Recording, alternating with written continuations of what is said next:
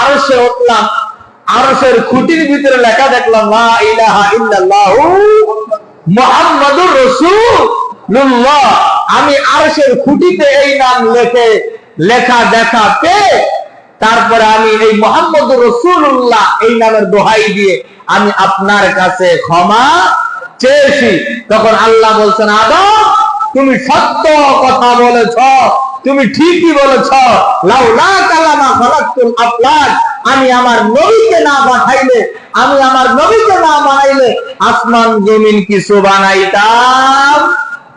অথচ আল্লাহর পয়গম্বরই আবার বলছেন কাতাবাল্লাহু মাকাদির, আসমান জমিন সৃষ্টির 50,000 বছর আগে আল্লাহ কি নির্ধারণ করেছেন?